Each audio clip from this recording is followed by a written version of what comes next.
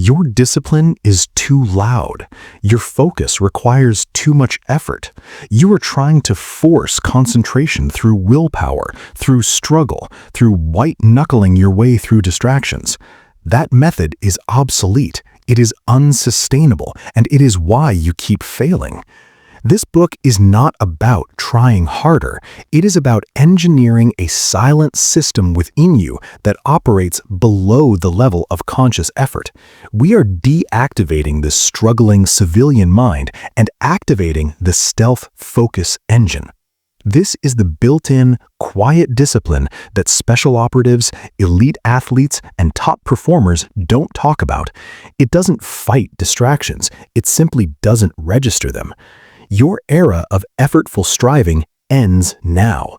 We ignite the engine that runs on autopilot, locking you into a state of effortless dominance. Listen, your focus is about to become silent, automatic, and lethal. Chapter 1. Stop white-knuckling your focus. Listen to the silence, that empty space between your ears. That's where your focus has been dying. Not because you're weak, not because you're incapable, but because you are using a broken, archaic, and brutally inefficient system. You are trying to force concentration. You are white-knuckling your way through distraction, gripping the wheel of your mind until your mental hands cramp and you finally, inevitably, let go. This method is a lie, and today we end it.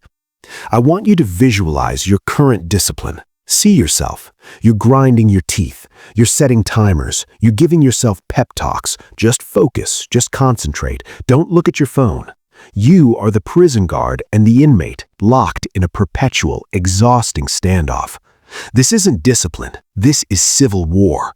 And in a war with yourself, you always lose. You deplete. You resent the work. And you ultimately surrender. The project remains unfinished. The goal remains distant. And you are left with a single toxic conclusion. I lack discipline. That is the willpower lie, and you have been fed it your entire life.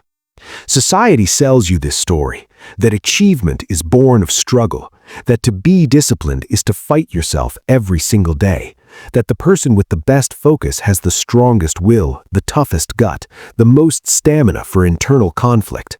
This is nonsense. It is the logic of the amateur. Think about it. Do you believe a Navy SEAL in the middle of a critical mission is having an internal debate? Is he fighting the urge to get distracted? No. His focus is automatic. It is a precondition of his state of being. His discipline is not a scream. It is a silence. Discipline should be silent, not a scream. Let that rewire you. Your reliance on willpower is the reason you fail. Willpower is a finite resource. It is a tank of fuel that empties with every decision, every resistance, every act of saying no. You start the day with a full tank. You resist the snooze button. You resist the social media scroll. You resist the sugary breakfast. By 10 a.m., you're running on fumes. And then you sit down to do your most important work with an empty tank. You set yourself up for failure and then blame your character. It's not a character flaw, it's a systemic flaw. We are not here to increase your willpower. We are not here to help you fight harder. We are here to dismantle the battlefield entirely. We are decommissioning the struggling civilian mind and activating the specialist's operating system. This is the core thesis of everything that follows. Your focus must become an automatic engine, not a manual labor. Consider a jet engine. Does it try to fly? Does it strain? Does it grit its titanium teeth and will itself into the sky? No. It operates on principles, thermodynamics, precise engineering. When the conditions are met and the ignition sequence is triggered, it does what it was built to do. It flies effortlessly.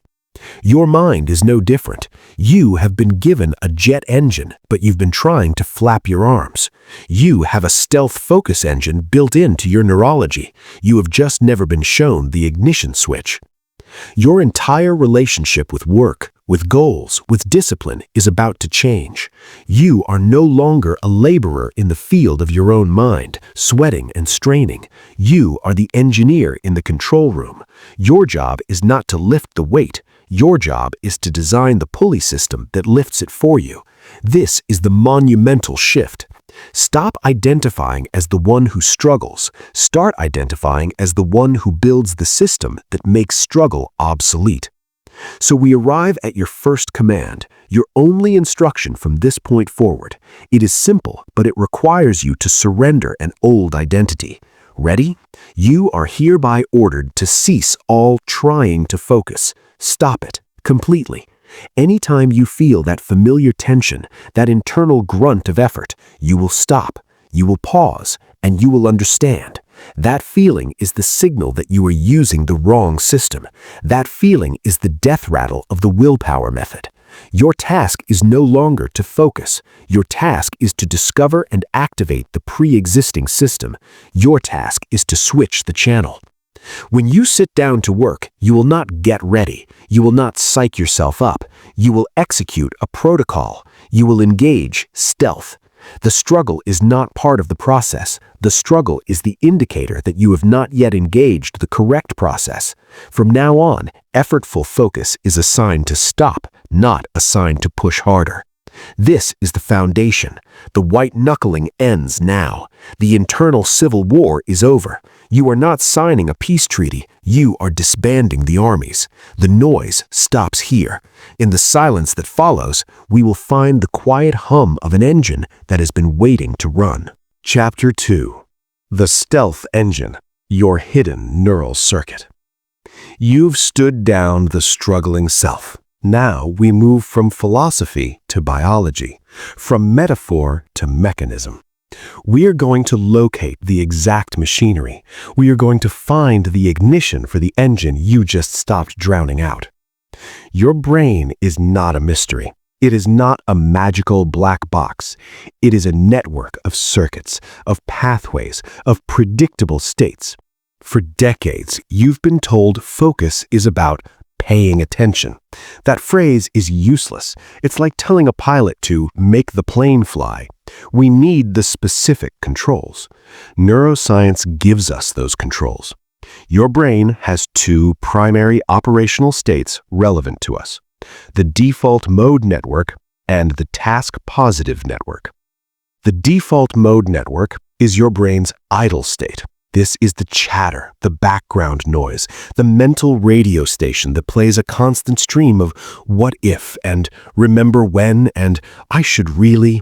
This is not your enemy. This is your brain's resting mode. The problem is you live there. You try to focus from that state, which is like trying to sleep at a rock concert. You're fighting the environment. The task-positive network is the focus state. This is the laser, the flow, the zone. When this network is active, the chatter fades into background static. Time distorts. Distractions become invisible. This is your stealth engine. It is not something you create. It is a state you access, a channel you switch to. Your failure has been trying to shout over the default mode radio. Your success will be changing the station entirely. Think of your brain as a sophisticated control room. The default mode network is the main floor buzzing with activity, monitors everywhere, people talking. The task-positive network is the soundproofed, isolated command pod with a single chair, a single screen, and direct control to the core systems. You don't focus on the main floor, you enter the pod. The stealth engine is the automated door to that pod. It's the neurological pathway that, when triggered, smoothly transitions you from noise to silence, from chaos to command. Everyone has this door. Yours is just covered in old furniture, the junk of bad habits, the clutter of mistaken beliefs. We are clearing it. We are marking it with a sign that says, "This is the way." This changes everything. You are not building discipline from scratch. You are clearing a path to a room that already exists. Your sense of starting from zero is an illusion. You are not a sculptor trying to create a masterpiece from a formless block of clay. You are an archaeologist, carefully brushing away dust and debris to reveal the masterpiece that's been buried within you all along. The focus, the discipline, the laser precision, it is already there, in your wiring, in your biology. So, the repetitive command of this chapter, the phrase you will use to replace "I need to focus," is this: switch the channel. Engage stealth. That's it. You are not fighting a battle, you are changing a setting. When you sit down, you will not try, you will simply say, internally with calm authority, switch the channel. Engage stealth. This is the cognitive command that begins rerouting neural traffic. It tells the default mode network to stand down. It alerts the task positive network to come online. Your proof is in the moments you've already experienced it. That time you were so absorbed in a project you forgot to eat, that conversation where the rest of the world melted away, that game you played where every move was instinctive. You didn't try to enter those states. Conditions were met and you slipped into them. You accessed the pod. You switched the channel. Your work now is to make that access deliberate, to make the ignition sequence conscious, repeatable, and eventually automatic. You are not learning a new skill. You are learning to operate pre-installed hardware. The stealth engine is not an upgrade. It is the factory setting you never used. From this moment forward, when you face a task, your only question is not, do I have the willpower? Your only question is, how do I trigger the transition? The answer is your environment, your identity, and your rituals. We build those next. Chapter 3. Identity over effort. I am a focused person. We have located the engine. We have the command to start it. Switch the channel. Engage stealth. But why would your brain listen? Why would it obey this new command when for years it has obeyed the command to chatter, to worry, to scroll? Because we must change the commander. We must change the core identity issuing the orders. Here is the truth your willpower could never overcome. You act in accordance with your identity. Every single time. The person who identifies as someone who struggles with focus will find endless evidence to support it. They will seek out distractions. They will procrastinate. They will perform the rituals of their identity perfectly. The person who identifies as a focused person does the same. They seek out concentration. They build environments that support it. They perform those rituals. Your actions are not creating your identity. Your identity is commanding your actions. You have been trying to act your way into a new identity. You think, if I just force myself to focus for 4 hours, then I'll be a focused person. This is backwards. It is unstable. It's like building a roof before you pour the foundation. The first strong wind, a bad day, a stressful event, a tempting distraction knocks it over. You must build the foundation first. The foundation is the identity, the thought, I am a focused person. This is not positive thinking. This is not chanting affirmations in the mirror. This is operational identity. It is a strategic decision about who you are at the level of command, so that every subordinate action aligns automatically. When a soldier is given the identity of sniper, his entire perception changes. He notices wind speed, light angles, breath control. He doesn't try to notice these things. His identity filters his reality. You must install the focused person filter. So today, you make the declaration, not to the world, to your own nervous system. I am a focused person. Say it now, out loud. I am a focused person. Feel the resistance, the little voice that says, no, you're not. Remember yesterday. That voice is the ghost of your old identity. It has no power unless you feed it with your attention. You are not arguing with it. You are announcing a new management team. The old manager has been fired. Its opinions are irrelevant. From this moment, before any act of work, you will not get motivated. You will state your identity. You will say, I am a focused person. This is what I do. This phrase is the key that turns the ignition. This is what I do. It removes the question. It eliminates the debate. Does a surgeon walk into an operating room and think, "I wonder if I should concentrate today"? No, they think, "This is what I do." Their identity handles the focus. Their conscious mind handles the technique. Your environment will now be designed to prove this identity to you. You will look at your clean desk, your blocked websites, your intentional space, and you will think, "This is what a focused person's space looks like." You will look at your completed work and think, "This is what a focused person produces." You are gathering evidence, not for your ego, but for your subconscious, to solidify the identity at the deepest level. The repetitive phrase that kills internal negotiation is this: "I am a focused person. This is what I do." When the urge to scroll arises, you don't fight it. You simply remember who you are. I am a focused person. Focused people don't scroll when they are in the work pod. It's not a struggle. It's a mismatch with your identity. It feels off, wrong. The same way putting on your shoes on the wrong feet feels wrong. You don't need willpower to correct it. You just correct it. This is how effort evaporates. The work is no longer something you force yourself to do. It is something you are. Writing is what a writer does. Training is what an athlete does. Deep work is what a focused person does.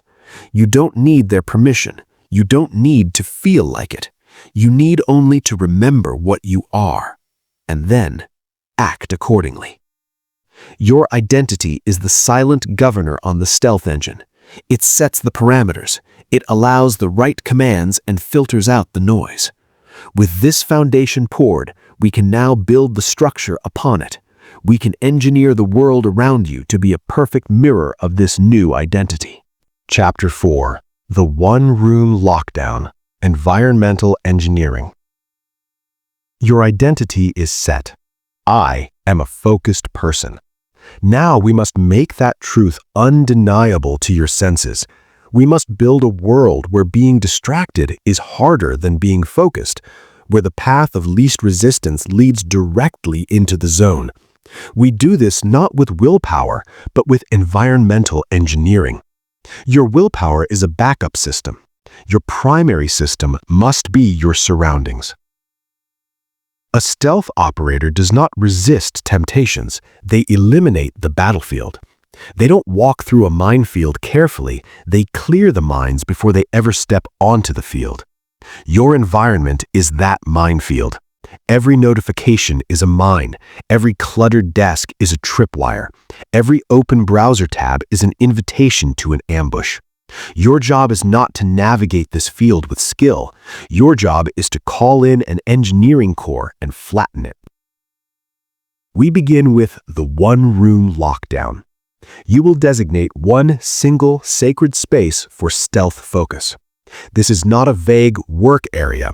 This is a specific chair at a specific desk in a specific room. This space has one function and one function only: deep stealth mode work. It is not for eating. It is not for casual browsing. It is not for watching videos. It is the pod, the soundproofed command center from Chapter 2.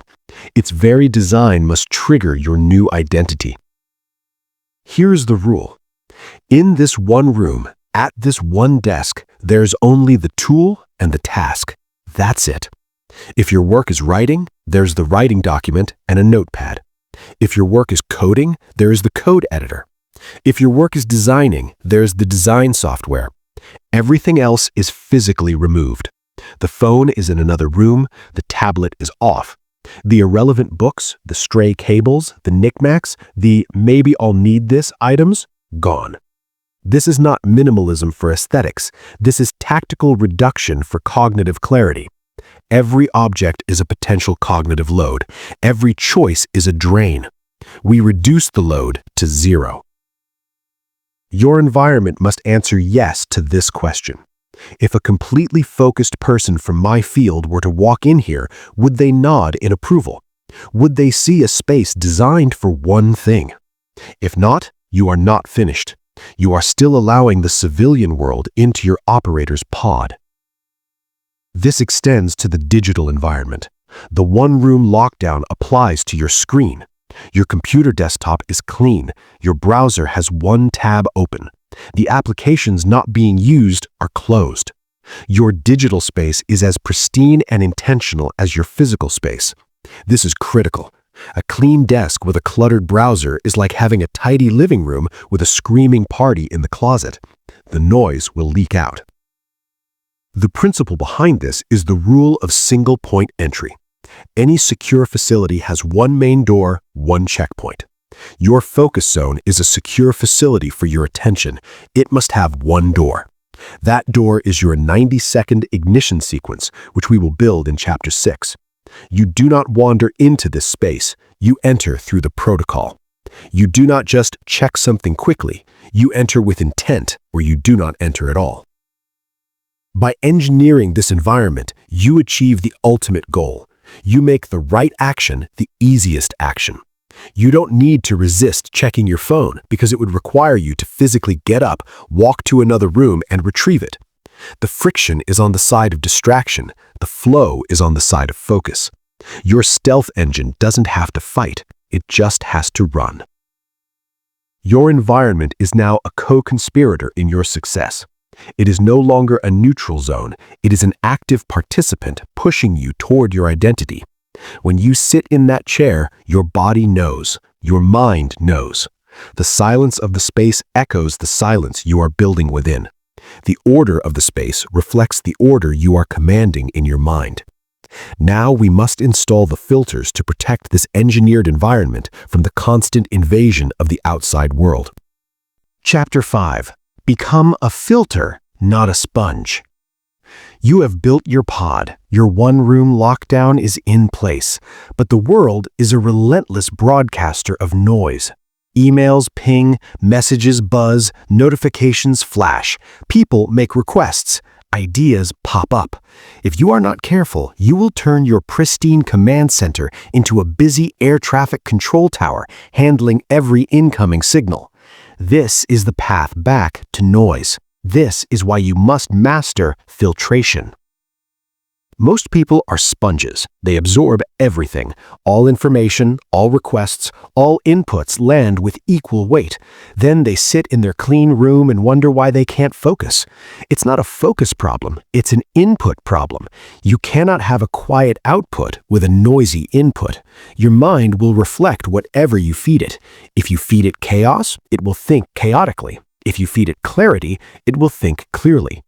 Your new role is not the sponge. It is the filter. You are the gatekeeper.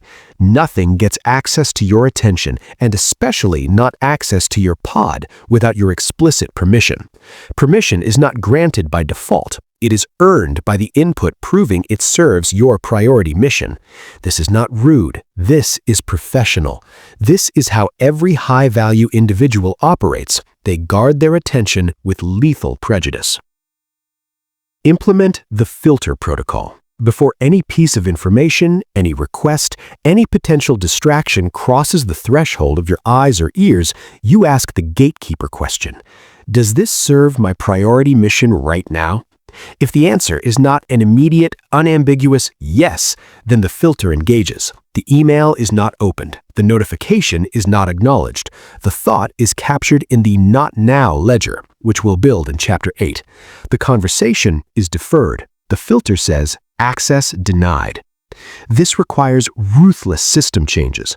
Turn off all non-essential notifications. Not manage them, turn them off.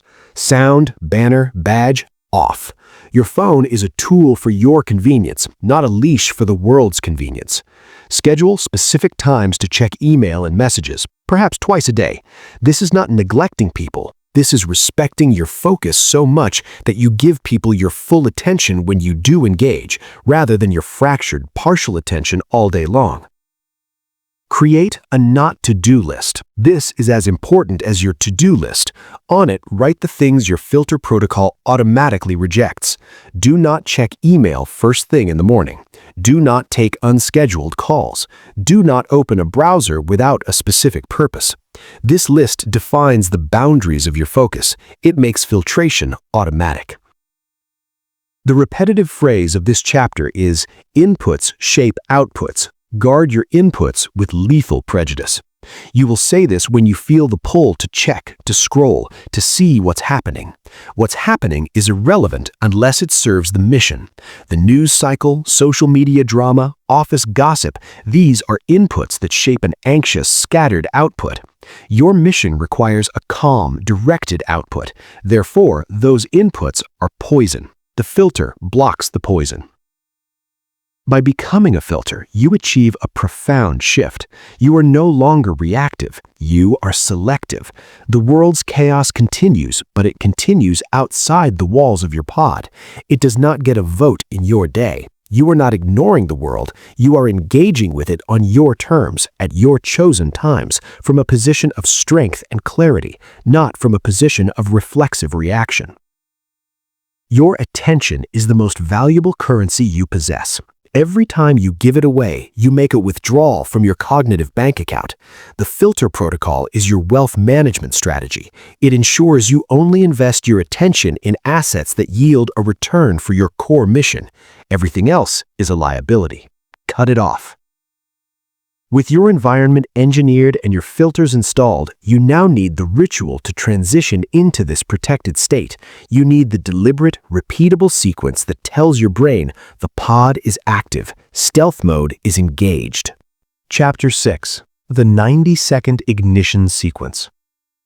The environment is ready. The filters are set. But you cannot just stumble into the zone. You cannot wander into your command pod and expect the systems to boot up. There must be a sequence, a ritual, a deliberate, repeatable action that functions as the on switch for your stealth engine. This is not superstition. This is classical conditioning for your mind. Discipline is not something you ration. It is something you ritualize. The most focused people on Earth don't debate whether to focus. They execute a pre-programmed sequence that results in focus. It's automatic. Your 90-second ignition sequence is that program.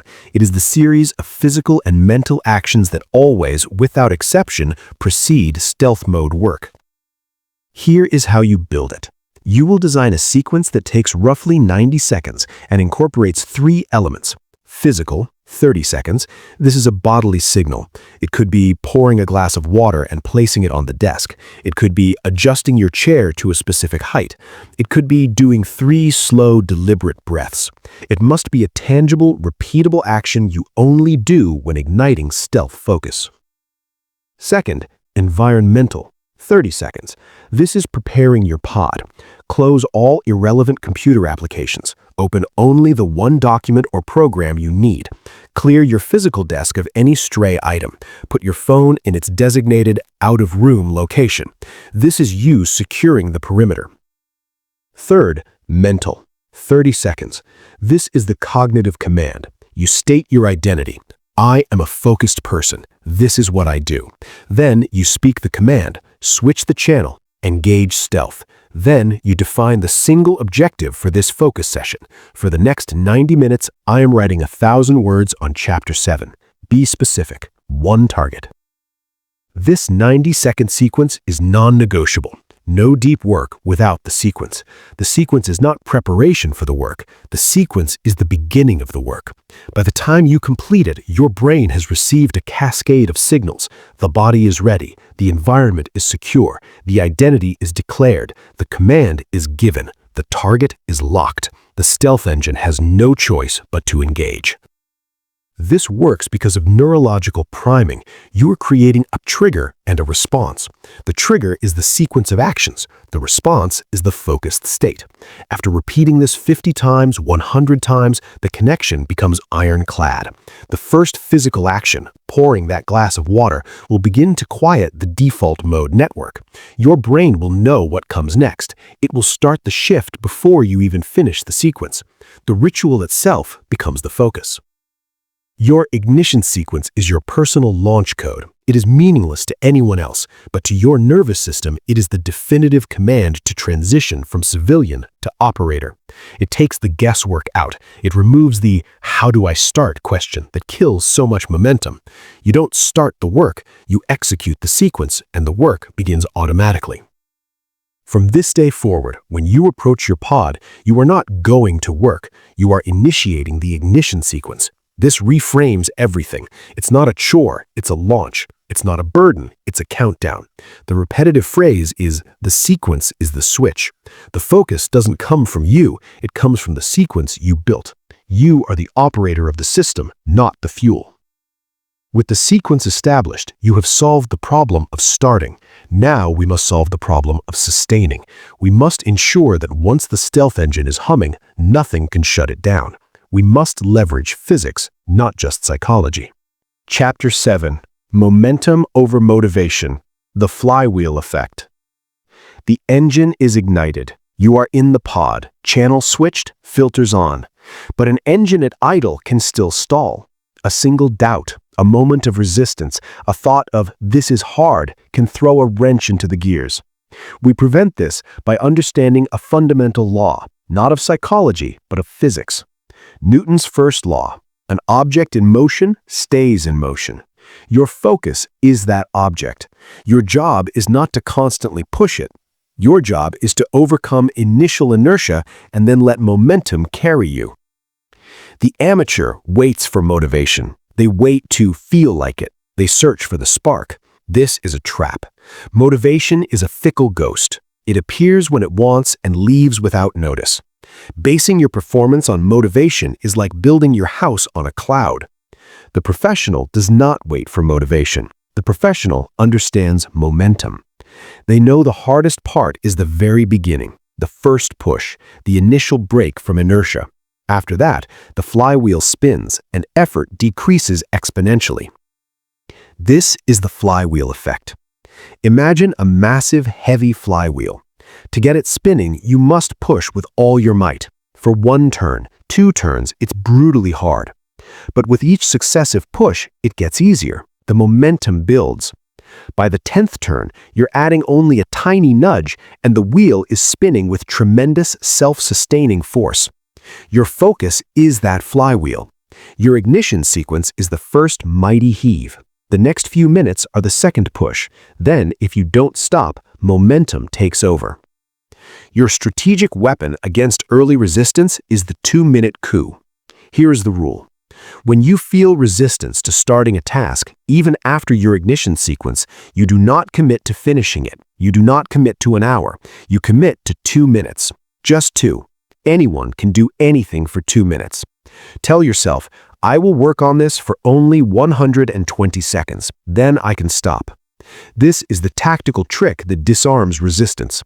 The mind, which dreads the long haul, agrees to a short sprint. But here's what happens. You start. The flywheel moves. 1 turn, 2 minutes pass, and you are almost always in motion. The initial inertia is broken. The stealth engine is online. The thought of stopping at 2 minutes now feels like an interruption to the momentum you've just created. You continue, not because you forced yourself, but because it's easier to continue than to stop and restart the heavy flywheel later. You ride the momentum. The repetitive principle here is your willpower is to start the flywheel. Your stealth engine is to keep it spinning. You are not responsible for the sustained effort. The momentum is responsible. Your only job is to protect the momentum. This means you do not, under any circumstances, break a focus session for a quick check of something else. That quick check is a hand slammed directly into your spinning flywheel. It stops everything. The cost to restart is 10 times the cost of continuing. Guard your momentum as fiercely as you guard your inputs. When an irrelevant thought arises, you do not follow it. You note it on your not now ledger and return to the spin. When your brain suggests a break, you ask, is this a true physical need or is it inertia trying to reassert itself? More often than not, it's inertia. Push for 5 more minutes. The momentum will often re-engage stronger than before. Momentum makes focus addictive. The state of flow, of effortless progression is its own reward. You begin to crave the spin of the flywheel. You start to see interruptions not as welcome breaks, but as violent intrusions on a pleasurable state. This is the ultimate sign your stealth engine is dominant. You are no longer forcing yourself to focus. You are preventing yourself from being distracted because you don't want to lose the sweet, spinning momentum you've worked to build. With momentum protecting you from within, we now need to engineer total immunity from external attacks. We need to make your focus session a fortress where distractions simply cannot gain entry. Chapter 8. Error 404. Distraction not found. Momentum is spinning. The flywheel is humming, but the world is still throwing things at it. Emails, noises, thoughts, urgent pings. Until now, we've used filters and environment as walls. Now we upgrade those walls to active defense systems. The goal is not to fight distractions. The goal is to render them psychologically invisible. To reach a state where during a stealth focus session, a distraction generates as much mental engagement as a 404 error page on a website, a blank, meaningless dead end. First, reframe what a distraction is. A distraction is not an interruption. It is a system failure. It means a filter failed, or your environment was compromised, or your ignition sequence was incomplete. Therefore, every distraction is valuable data. It is a flashing light pointing to a vulnerability in your stealth operations. Do not get angry at the distraction. Get curious about the breach. To handle internal distractions, the popping thoughts, the "I should remember to" impulses, you deploy the "not now" ledger. This is a simple notepad, physical or digital, that sits outside your immediate workspace. When a non-urgent, task-related thought arises, you do not engage it. You do not try to remember it. You immediately write it down on the ledger in 3 to 4 words. Call dentist, research projectors, email team update. The act of writing it down closes the brain's open loop.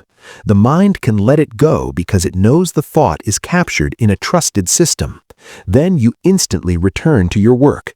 This takes less than 10 seconds and preserves your momentum. For external distractions you cannot control, a sudden noise, someone talking nearby, you employ cognitive deafness. This is a practiced skill. You hear the sound, you acknowledge it, that is a noise, and you deliberately choose to attach zero meaning or narrative to it. You don't think, "Who is that? What are they saying? That's annoying." You simply let it be auditory data that passes through your awareness without triggering any mental process. It's like watching a bird fly past a window.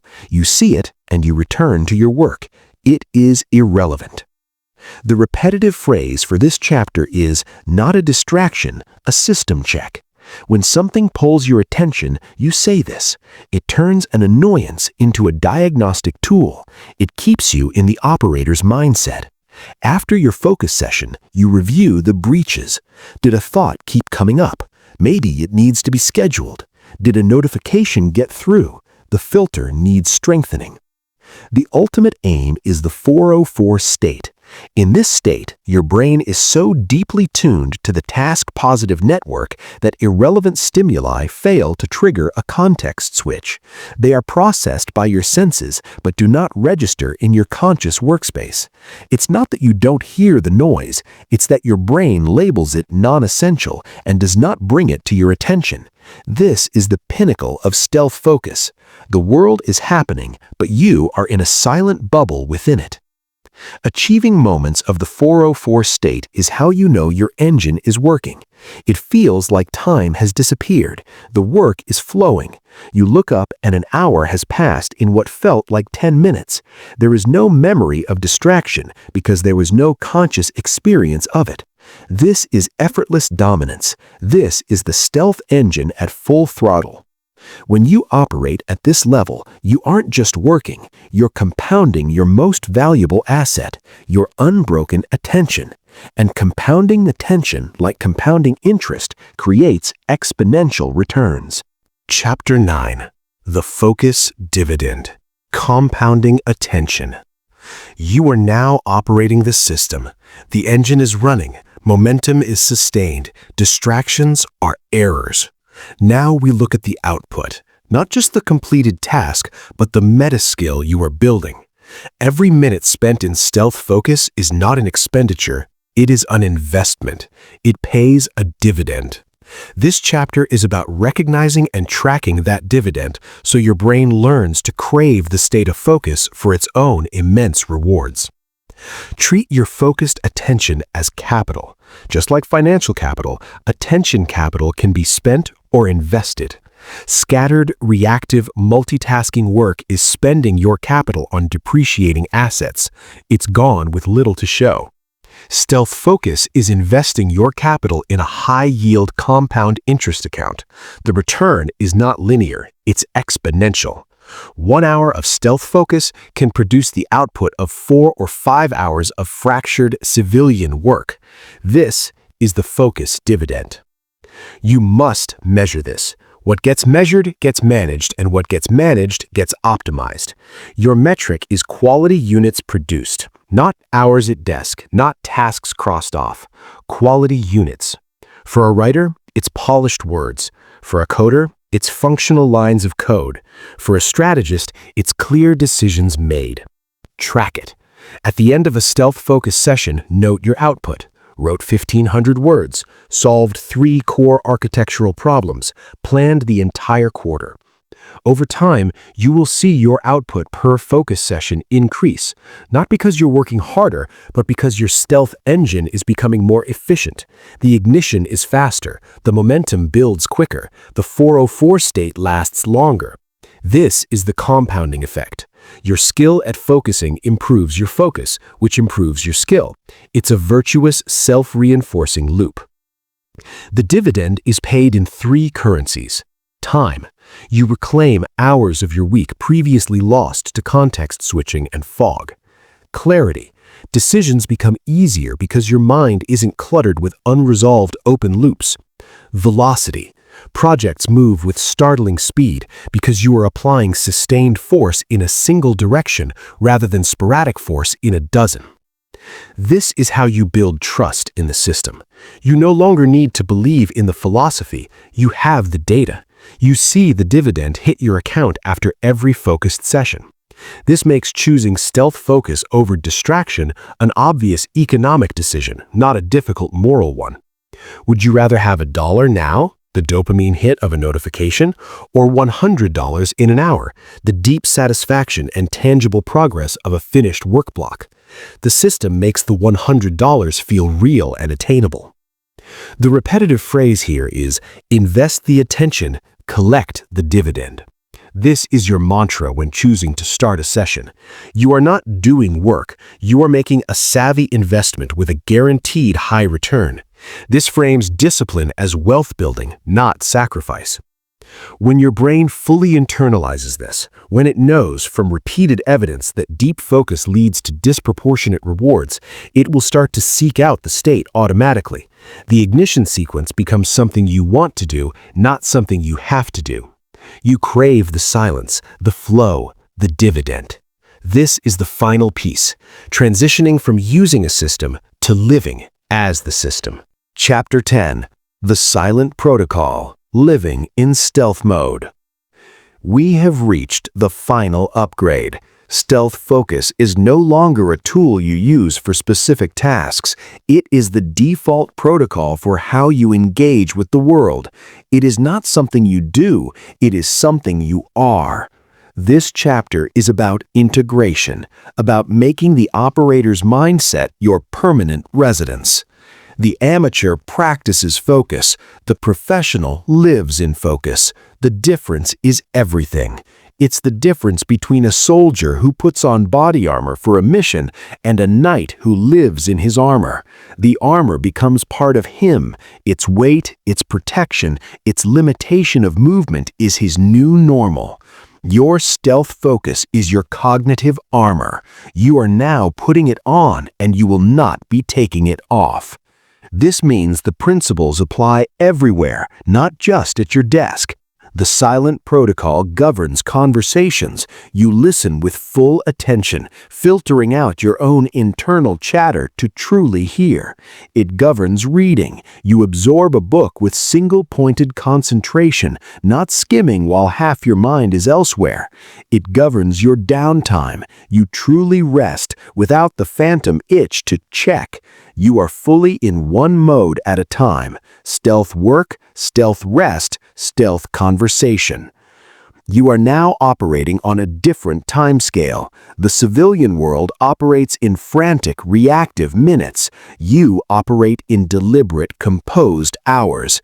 You are not busy, you are effective. Your output density is so high that you accomplish in a morning what takes others a week.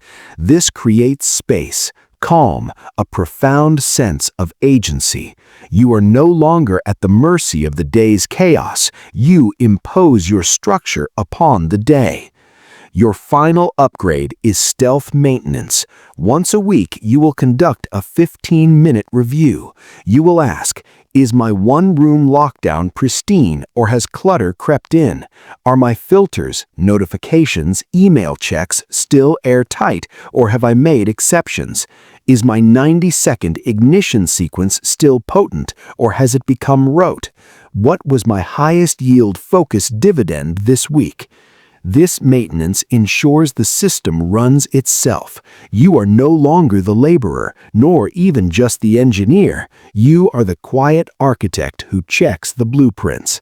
The system is self-sustaining. Your identity is locked in. Your environment is engineered. Your rituals are automatic. You have moved from willpower to wiring, from effort to engineering, from struggle to silence. The frantic, striving self is not just managed, it is decommissioned. The stealth operator is now in command. The engine's hum is your new silence. The flywheel's spin is your new momentum. The 404 error is your new response to chaos. This is effortless dominance. This is the power that was always in your wiring, waiting for the correct sequence to activate it. You have learned the sequence. You have built the system. The system is now you. Operate from this place and the world rearranges itself around your calm. You don't push through, you move through, and nothing can stand in your way. The blueprint is complete. The stealth focus engine is installed. You now understand, discipline is not force. It is flow. It is not willpower. It is a wired-in system. You stop white-knuckling. You engineer your environment. You become a filter. You ignite with a sequence.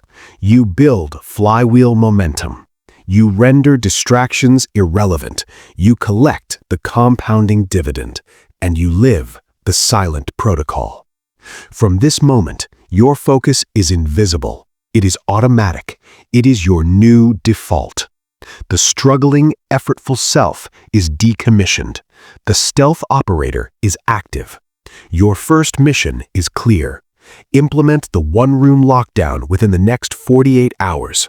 Design that single, sacred space. Then, activate your 90-second ignition sequence and execute your most important task. Do not report on it. Do not celebrate it. Simply let the engine run. Feel the silence where struggle used to be. That silence is your new power. The era of effort is over. The era of effortless dominance begins now. Operate.